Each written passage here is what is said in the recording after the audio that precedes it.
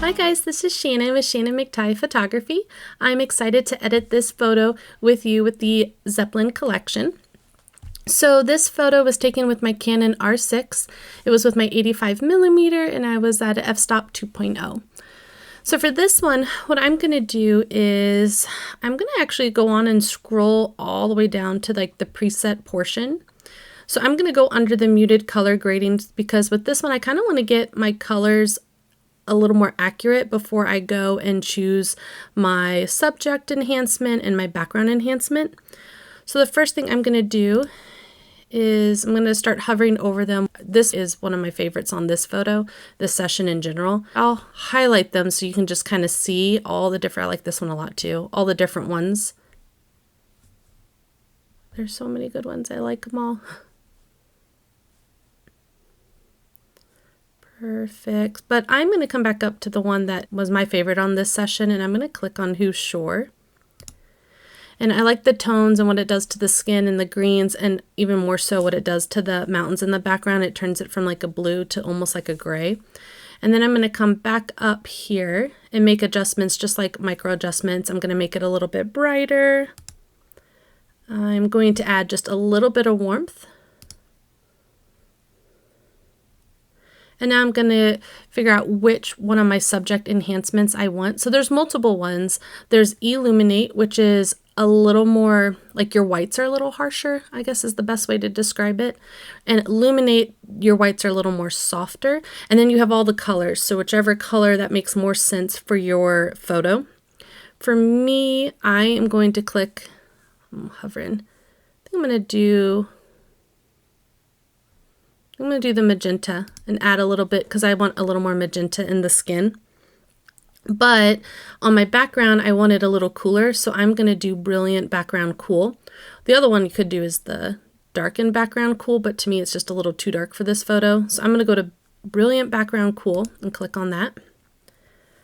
And then I'm going to come down to my just retouch section, and I'm just going to click on the soften skin. It's going to find all the skin in the photo and soften it. Can't really see the catch lights or the whites, but I am going to click on the lip color, teeth. Their hair is pretty dark to begin with, so I'm a little concerned that if I click on the hair, it might get too dark. I think I'm going to click on it, but I'm just going to come right here to the amount and lower it down a little bit. And then I am going to go to the Close Enhance. And you can leave it at 100, you could pull it up a little, as high as you want, as low as you want. I'm just going to do like 115, I think. Perfect. And then I'm going to keep on going down. You can go to the muted color grading or sorry, not muted color grading. I picked the Who's Sure under that one. But you could go to the minimalistic color and you could stack another kind of preset on top of the other one from here. But for me, I'm going to skip this because I like what the other preset did by itself, so I don't really feel like it needs anything else. And then I'm going to come down here. And let's see. I'm going to add a clarity. If I go off then back on, you can see it's adds like a bunch of sharpening and clarity to the photo. I don't need it at 100, so I'm just going to lower it to about 50. And then I'm going to do a combo pop. So what the combo pop is it's a combination of your highlight pop and your shadow pop, which I do want both. So I'm going to click the combo pop. I just don't want it at 100% because it's clipping my blacks. So I'm going to pull it down to about 60 right there.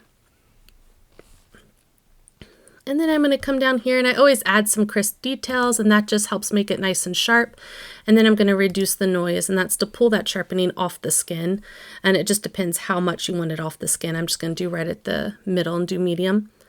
And then I want a little bit of light coming through the mountains. So I'm going to come back up here, and I'm going to pick one of these. So the ethereal, that one doesn't really have as much color. It's more of like a very calm cream color, whereas lustrous has more of a warmer. So you pick which one that makes the most sense to you. For me, I'm going to pick lustrous and do right in the center because I like that quite a bit. Yeah. I tend to like things just a little bit warmer, but again, you just pick what makes more sense for you in your editing. And I like that. So I would do that. And then I would come over here. I'm just going to show you before and after so far. So that's before and that's after, and that's before we do any brush work. It made it like a nice warm browns. I really like this. I just want it a little deeper. So now I'm going to come over here and you can see all your brush work. This is all the AI portion of the presets over here. So you can still come over here and make adjustments if needed.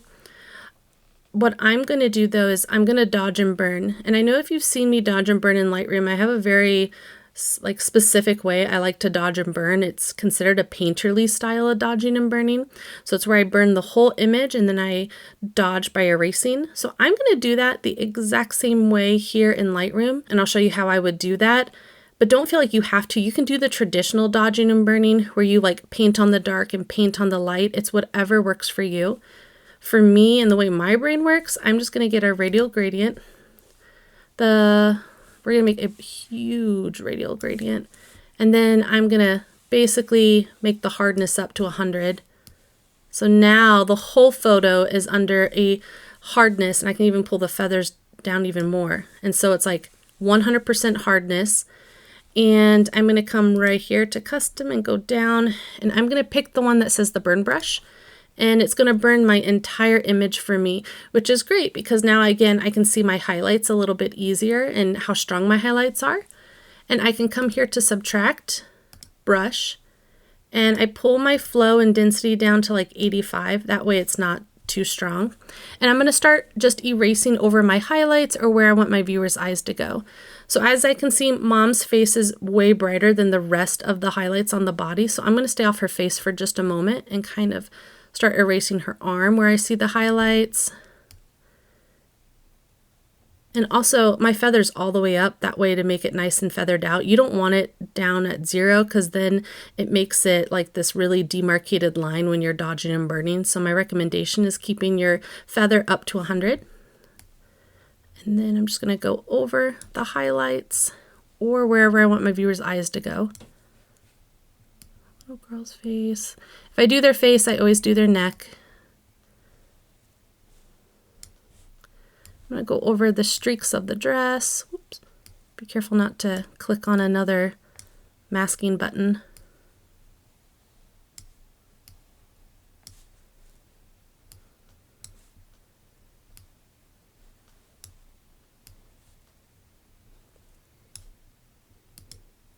And now that I've done that, I do want to go over Mom's face, but I just don't want it to erase off her face at the same opacity as everything else. So I'm going to lower my density and flow down again even more. And then I'm just going to erase a little bit off her face and tap her neck right there. And that looks good. And then I'm going to bring my flow and density back up. And just like I do in Photoshop, I'm going to create a little light coming from the mountains, just like that. Perfect. So now that I've done that, if I hover over, you can see the brush work. You can see it up here. I am going to come over here to the right where it says amount, grab it. You can bring your amount down to 0, and then I'm just going to slowly pull it up to where I like it, which I like it pretty strong, about right there at 80. That's before and that's after. And again, you can still erase some more off. Like I might just tap it one time in the middle here because it's just a little dark right here. And maybe tap the grass where it got a little dark.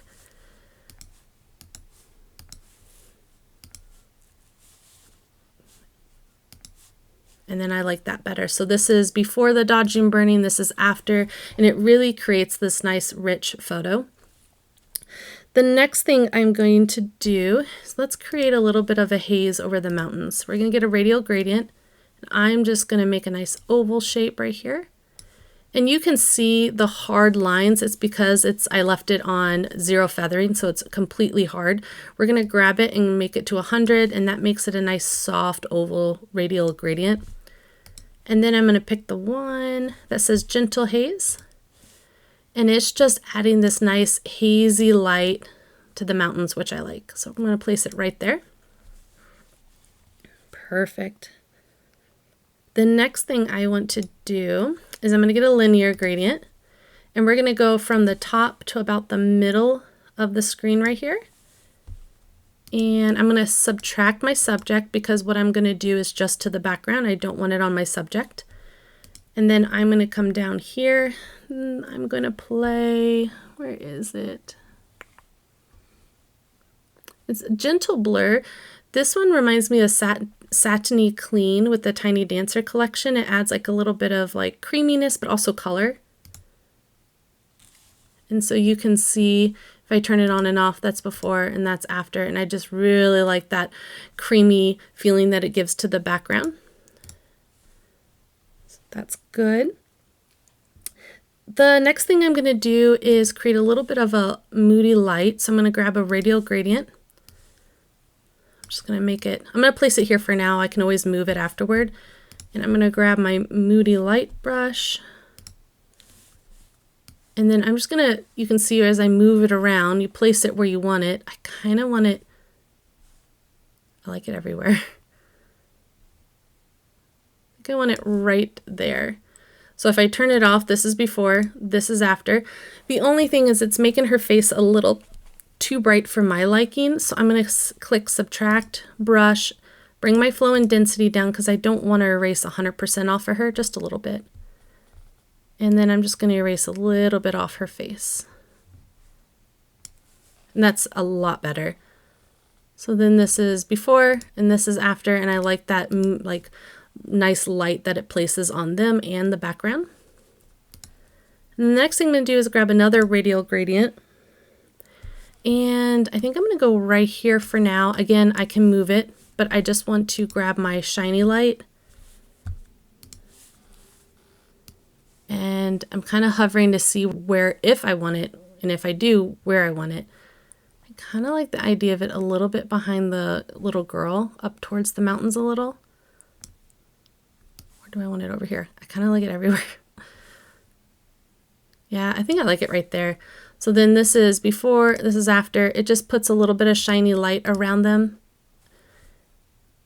And then I would call that good. This photo to me would be considered done. You can still come over here to the right and make adjustments to all of these levers if you want. But for me, it did a really good job of getting it exactly where I want. I really hope you learned a lot. If you want to have more information on the Zeppelin collection, please go to www.greaterthangatsby.com.